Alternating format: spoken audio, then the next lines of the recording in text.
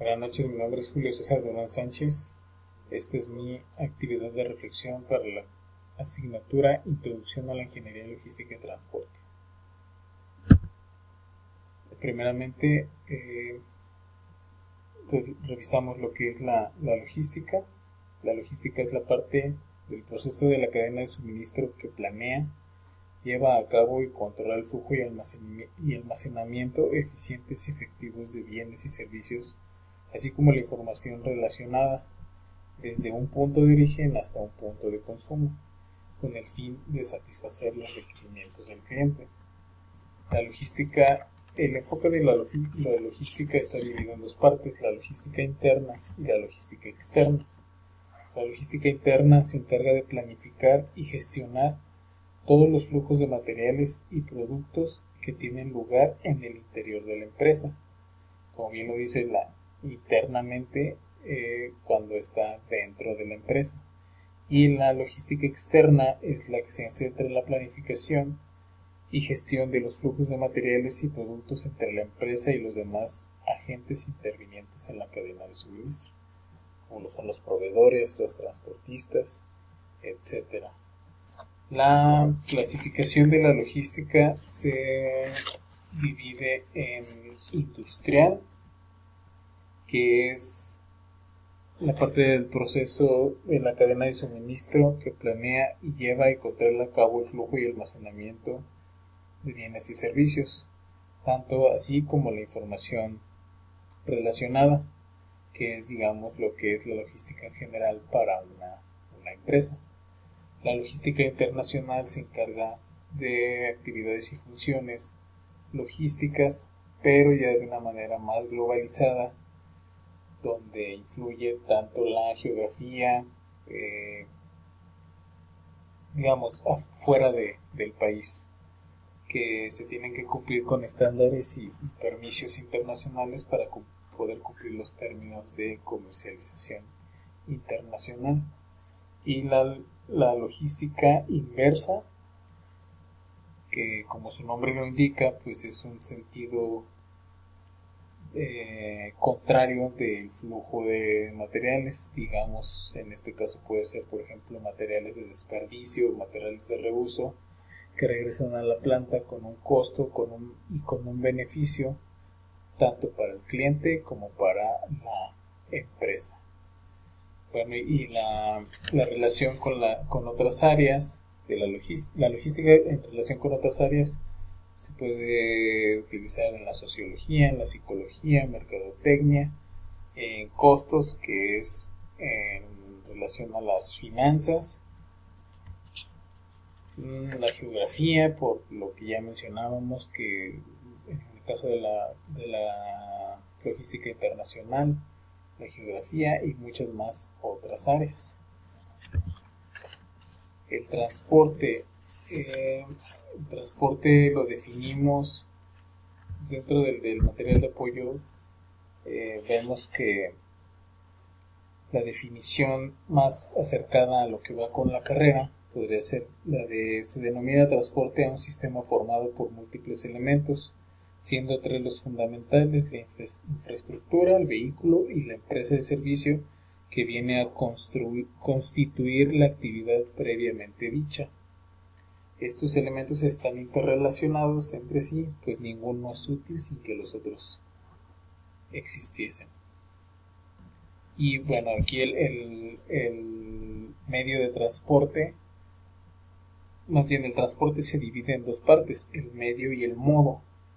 El medio, que quiere decir si el transporte es por tierra, por agua o por aire. Ese, digamos, que es el medio.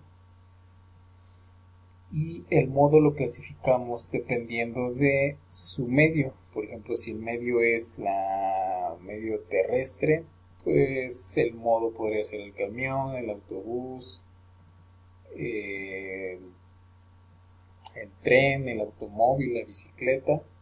Si el modo es el agua, pues pueden ser, por ejemplo, los barcos, que es el más común. Lo de lanchas y barcazas ya no se utiliza tanto, pero todavía es existente. que son volúmenes muy pequeños de carga. Y el modo aire, pues es la única forma, es el avión. En cuanto a la coordinación, los tipos de coordinación del transporte, que los factores que determinan la coordinación de los transportes son el costo, la velocidad, la accesibilidad, la frecuencia, la seguridad y el confort. Dentro de los tipos de coordinación del transporte se encuentra el intramodal o transmodal, que es el movimiento de pasajeros o carga mediante un mismo medio de transporte. Por ejemplo, se utiliza transporte camión y ferrocarril, ambos son de medio tierra. Tipo de intermodal es el movimiento de carga de un medio de transporte a otro en el mismo tipo de contenedor sin que tenga que maniobrarse la carga al cambiar de medio. Un ejemplo de esto son los contenedores consolidados transportados por tierra que al llegar a una terminal marítima, ferroviaria o aérea son transferidos rápidamente a los barcos, vagones o aviones sin cambiar de contenedor. También pasa muy común con los camiones de carga, los trailers. Y el multimodal, el que utiliza al menos dos medios distintos de transporte para el transbordo de la carga o pasajeros. Usualmente se realiza en una terminal o plataforma de transporte como un aeropuerto o puerto marítimo, donde convergen varios medios de transporte. En lo que respecta a los canales de distribución, los canales de distribución es una ruta por la cual circula el flujo de un producto desde que se origina, se produce y se constituyen por un conjunto de los elementos, personas o organizaciones que simplifican la circulación del producto hasta llegar a un usuario o consumidor final. La estructura del canal de distribución pues va desde el proveedor, el fabricante, el agente, el mayorista hasta el detallista.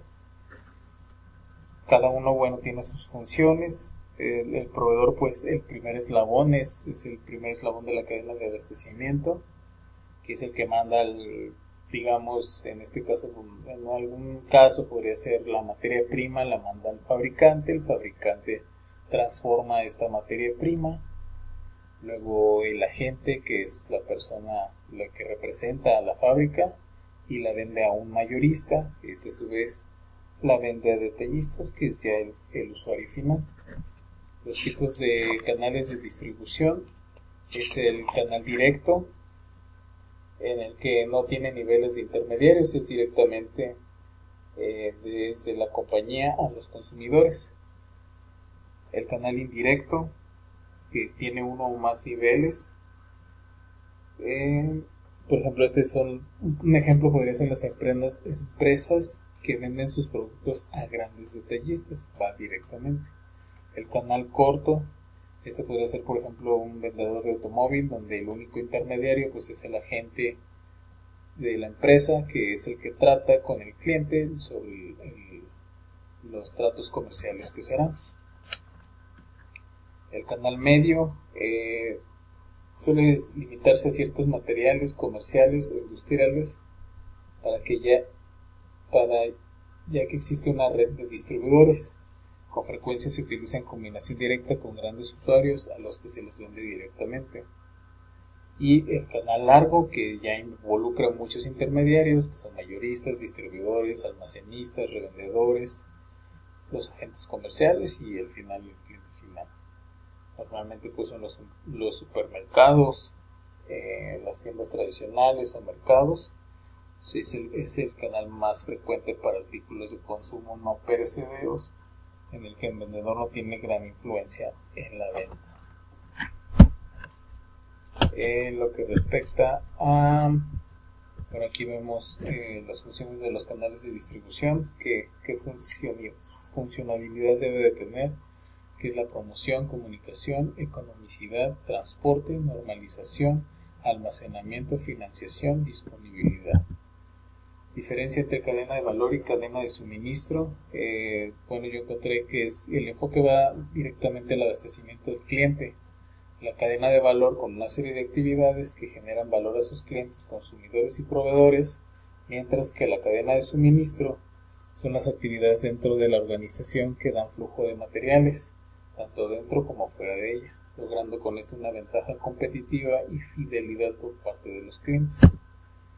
En lo que respecta al valor agregado, pues el valor agregado es un extra que se le da a un producto o a un servicio para satisfacer al cliente, a veces sin costo alguno, a veces el costo va incluido dentro del producto o del bien. En lo que respecta al servicio al cliente, bueno, pues el servicio al cliente es de gran utilidad, ya que al final es lo que influye dentro de una relación comercial. El trato que se le da y el servicio al cliente es fundamental, ya que puede tener un impacto importante sobre la creación de la demanda. Bueno, esos son los puntos que vimos durante la unidad. La siguiente pregunta es si entregué mis actividades de acuerdo a las fechas límites de entrega de actividades publicadas en el calendario de la asignatura. Al principio sí cumplíamos con las fechas, se nos fue complicando un poquito, pero al día de hoy vamos terminando la unidad 3. Creo que es importante cumplir con las fechas establecidas y esto pues nos ahorra tiempo y nos ahorra estar al final con las actividades apresuradas. Considero que logré desarrollar un método o sistema de estudio que me permitió alcanzar las competencias diseñadas por cada unidad. Sí, después de casi 11 años sin estudiar, creo que empecé otra vez un método de estudio que me ha ayudado tanto en la materia de logística como en las cosas asignaturas que llevo. Y pues sería todo. Muchas gracias.